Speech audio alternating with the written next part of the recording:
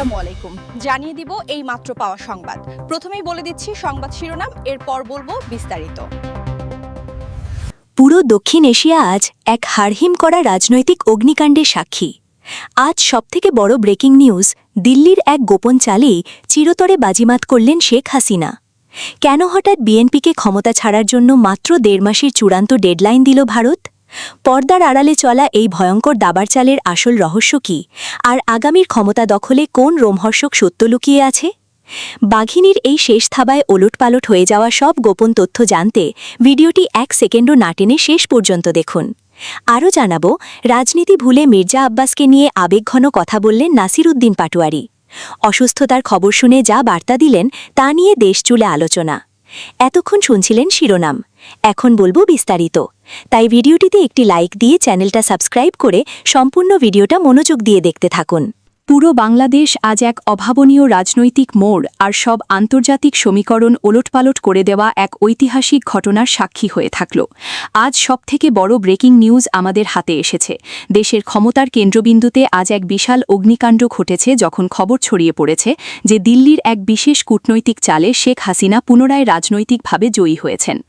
আন্তর্জাতিক এবং কূটনৈতিক সূত্র থেকে পাওয়া অত্যন্ত চাঞ্চল্যকর ও শিউরে ওঠার মতো তথ্য অনুযায়ী ভারত সরকার সরাসরি এক কঠোর বার্তা পাঠিয়েছে, যেখানে বিএনপি এবং বর্তমান শক্তিগুলোকে আগামী মাত্র 1.5 মাসের মধ্যে ক্ষমতা ছেড়ে দেওয়ার এক চূড়ান্ত ডেডলাইন দেওয়া হয়েছে।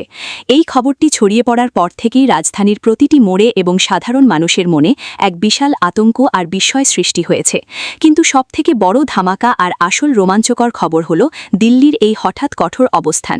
রাজনৈতিক বিশ্লেষকরা বলছেন, দীর্ঘ আলোচনার পর এমন একটি নাটকীয় সিদ্ধান্ত নেওয়া হয়েছে যা মুহূর্তের মধ্যে পুরো রাষ্ট্রযন্ত্রকে স্তব্ধ করে দিয়েছে। ভারতের এই বিশেষ ডেডলাইন প্রমাণ করছে যে পর্দার আড়ালে শেখ হাসিনার শক্তির ভেদ আবারও মজবুত হচ্ছে এবং বাঘিনীর এই শেষ থাবা বাংলাদেশের ক্ষমতার মানচিত্রকে চিরতরে বদলে দিতে পারে। হঠাৎ করে এই নাটকীয় পরিবর্তন এবং শীর্ষ নেতৃত্বের এমন গোপন মুভমেন্ট পুরো দক্ষিণ এশিয়ায় এক বিশাল তোলপাড় সৃষ্টি করেছে। এই রহস্যময় পট পরিবর্তন আর দিল্লির এই ডিরেক্টিভের নেপথ্যে আসলে কোন ভয়ঙ্কর ও রোমহর্ষক সত্য লুকিয়ে আছে, আজ তার সব গোপন তথ্য আপনাদের সামনে সরাসরি উন্মোচন করব। পরিস্থিতির ভয়াবহতা বুঝতে 1 সেকেন্ডও না টেনে পুরো ভিডিওটি শেষ পর্যন্ত দেখুন, কারণ আজকের এই প্রতিবেদন দেশের শাসন ব্যবস্থা আর আগামীর ক্ষমতা দখল নিয়ে সবথেকে বড় ঘোষণা হতে যাচ্ছে। আন্তর্জাতিক গোয়েন্দা সংস্থা এবং রাজনীতির নীতি নির্ধারণী মহল থেকে পাওয়া অত্যন্ত শিউরে ওঠার মতো তথ্য অনুযায়ী এই রাজনৈতিক চালটি কোনো সাধারণ ঘটনা নয়, বরং এটি এক সুপরিকল্পিত দাবার চাল। বিশ্বস্ত সূত্র বলছে, পর্দার আড়ালে চলা অনেক গোপন সমঝোতা এবং দিল্লির এক বিশেষ গ্রিন সিগন্যালের ফলেই শেখ হাসিনার এই বাজিমাত নিশ্চিত হয়েছে, যা বিএনপিকে এক চরম অস্তিত্ব রক্ষার লড়াইয়ে ঠেলে দিয়েছে। এই হঠাৎ ঘটে যাওয়া ঘটনা প্রবাহ প্রমাণ করছে যে বাংলাদেশের রাজনীতি এখন আর কেবল সভার মধ্যে সীমাবদ্ধ নেই। এটি এখন সরাসরি এক আঞ্চলিক আধিপত্যের লড়াইয়ে রূপ নিয়েছে, যা সাধারণ মানুষের কল্পনাকেও ছাড়িয়ে গেছে। গোয়েন্দা সংস্থাগুলো বলছে, এই 1.5 মাসের ডেডলাইন আসলে ক্ষমতার ভারসাম্য লণ্ডভণ্ড করে দেওয়ার একটি সুগভীর মাস্টার প্ল্যান হতে পারে। নথিপত্র অনুযায়ী এই নতুন সমীকরণ আসলে ক্ষমতার মসনদে এক বড় ধরনের পালটের ইঙ্গিত দিচ্ছে, যা আগামী রাজনৈতিক মানচিত্রকে মুহূর্তের মধ্যে বদলে দিতে পারে। আজ দুপুর হতেই যখন ভারতের এই কঠোর বার্তার খবর রাজপথে ছড়িয়ে পড়ে, তখন থেকেই প্রশাসনের অন্দরমহলে চরম আতঙ্ক আর বিশৃঙ্খলা সৃষ্টি হয়েছে। বিশ্লেষকরা বলছেন, এই খবর বর্তমান রাজনৈতিক প্রেক্ষাপটে এক চূড়ান্ত সতর্কবার্তা, যা প্রমাণ করছে যে আন্তর্জাতিক সম্পর্কের ওপর ভিত্তি করে যে কোনো সময় বড় ধরনের পরিবর্তন শুরু হতে পারে। রাজধানীর প্রতিটি মোড়ে আজ একটাই আলোচনা, কেন হঠাৎ দিল্লি এত কঠোর হল আর বিএনপির পরবর্তী পদক্ষেপ আসলে কি? প্রশাসনের অন্দরমহলে কান পাতলে শোনা যাচ্ছে, এই বিশাল পরিবর্তনের খবর পাওয়ার পর থেকে অনেক উচ্চপদস্থ কর্মকর্তা এখন তড়িঘড়ি করে তাদের ভবিষ্যৎ অবস্থান পরিবর্তন করার কথা ভাবছেন। শেখ হাসিনার এই অভাবনীয় প্রত্যাবর্তন আর দিল্লির এই চূড়ান্ত ডেডলাইনের নেপথ্যে সব অন্ধকার সত্য আজ জাতির সামনে উন্মোচিত হল। আপনারা কি মনে করেন, এই নতুন মেরুকরণ কি দেশের রাজনীতির মোড় চিরতরে ঘুরিয়ে দেবে? আপনাদের মূল্যবান মতামত নিচের কমেন্ট বক্সে অবশ্যই লিখুন। ব্রেকিং নিউজের প্রতিটি আপডেট সবার আগে পেতে ভিডিওটি এখনই শেয়ার করুন এবং আমাদের সাথেই থাকুন। বাংলাদেশের রাজনীতিতে দীর্ঘদিন ধরেই আলোচিত দুই নাম মির্জা আব্বাস এবং নাসিরুদ্দিন পাটোয়ারি। নানা সময় রাজনৈতিক বক্তব্য ও পাল্টাপাল্টি মন্তব্যে তাদের সম্পর্ক উত্তপ্ত হয়ে উঠলেও এবার ভিন্ন এক চিত্র দেখা গেল রাজনৈতিক অঙ্গনে।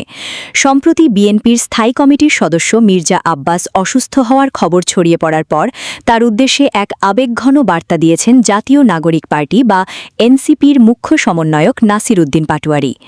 রাজনৈতিক বিরোধ ভুলে মানবিক দৃষ্টিকোণ থেকে দেওয়া এই বার্তা এখন সামাজিক যোগাযোগ মাধ্যম সহ রাজনৈতিক মহলে ব্যাপক আলোচনা সৃষ্টি করেছে। নাসিরুদ্দিন পাটোয়ারি এক অনুষ্ঠানে বক্তব্য দিতে গিয়ে বলেন, রাজনৈতিক মতভেদ থাকতেই পারে, কিন্তু একজন মানুষ হিসেবে মির্জা আব্বাস দেশের রাজনীতিতে গুরুত্বপূর্ণ ভূমিকা রেখেছেন। তিনি মির্জা আব্বাসের দ্রুত সুস্থতা কামনা করেন এবং উপস্থিত সবাইকে তার জন্য দোয়া করার আহ্বান জানান। পরে নিজের ফেসবুক পোস্টেও তিনি একই ধরনের বার্তা দেন। সেখানে তিনি লিখেন, রাজনৈতিক প্রতিদ্বন্দ্বিতা থাকলেও অসুস্থতার সময় মানবিকতা সবার আগে। তিনি মহান আল্লাহর কাছে মির্জা আব্বাসের সুস্বাস্থ্য ও দীর্ঘায়ু কামনা করেন। রাজনৈতিক অঙ্গনে এই ঘটনা নতুন আলোচনার জন্ম দিয়েছে, কারণ এর আগে বিভিন্ন সময় মির্জা আব্বাসকে নিয়ে কঠোর সমালোচনা করেছিলেন নাসিরুদ্দিন পাটোয়ারি। নির্বাচনী প্রচারণার সময় তিনি মির্জা আব্বাসকে নিয়ে কড়া ভাষার বক্তব্য দিয়েছিলেন এবং ঢাকা ৮ আসনের নির্বাচনকে কেন্দ্র করে দুই নেতার মধ্যে উত্তপ্ত বাক্য বিনিময়ও হয়েছিল। এমনকি একাধিক বক্তব্যে নাসিরুদ্দিন পাটোয়ারি মির্জা আব্বাসকে গডফাদার বলেও মন্তব্য করেছিলেন। তবে সাম্প্রতিক এই বার্তায় যেন রাজনীতির বাইরে এক ভিন্ন মানবিক দিক সামনে এসেছে।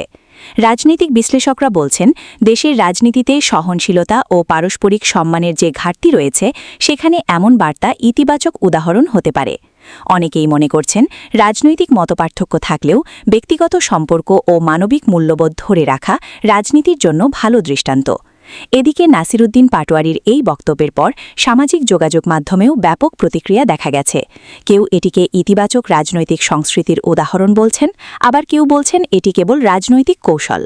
তবে সব আলোচনা ছাপিয়ে সবচেয়ে বেশি গুরুত্ব পাচ্ছে মানবিকতার বিষয়টি, কারণ কঠিন রাজনৈতিক প্রতিদ্বন্দ্বিতার মাঝেও একজন নেতার অসুস্থতায় প্রতিপক্ষের দোয়া ও শুভকামনা নিঃসন্দেহে ব্যতিক্রমী ঘটনা হিসেবেই দেখছেন অনেকে।